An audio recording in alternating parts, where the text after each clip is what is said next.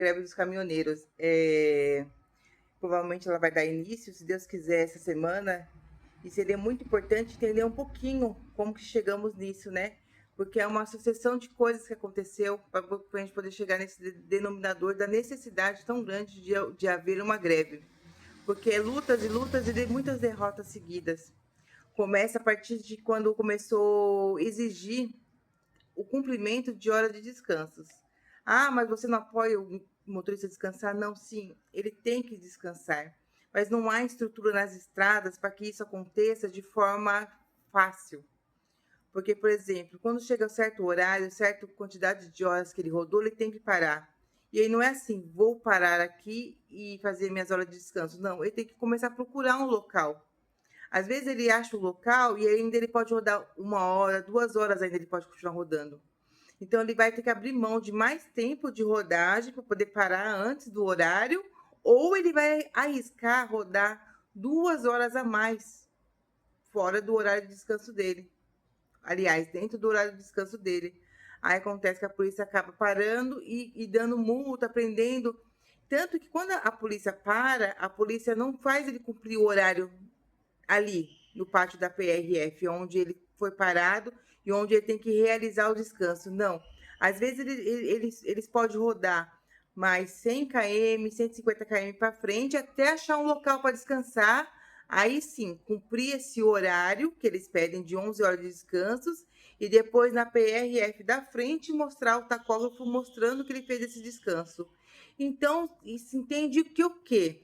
Você pode rodar assim cansado, porém, você leva uma multa, paga-se todos os tributos que o governo quer, alimenta essa roda, aí sim você pode rodar.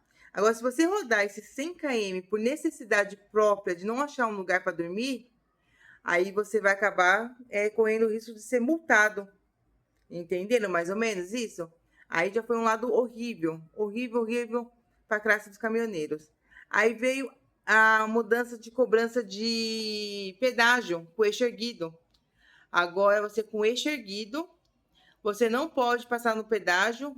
Aliás, você pode passar no pedágio, mas mesmo assim será cobrado por todos os eixos, o eixo erguido ou abaixado. A cobrança é integral sobre todos os eixos. Super errado, porque os caminhões, eles às vezes não estão com a carga máxima. Eles estão mais leves, estão apenas com o manifesto aberto, estão vazios. Então, eles acabam levantando o eixo para gerar menos consumo de pneus e desgaste das vias também. Mas mesmo assim, eles aumentaram isso, prejudicando muito, muito motoristas e caminhoneiros em si, aumentando os valores do frete para poder suprir a necessidade do pagamento desses pedágios. Isso foi uma seção de coisas. Aí depois veio esse aumento absurdo de combustível. Gente, um caminhão de grande porte, uma carreta, ela chega a consumir uma média de 1 litro de combustível a cada 3 km. Então, uma viagem de 1.000 km, eles vão gastar em torno de quase R$ 4.000 de combustível. Imagina se as transportadoras estão querendo repassar um valor de 4.900, 5.000, quando muito bem querem pagar é 6.000 e acham que estão fazendo um favor para o motorista.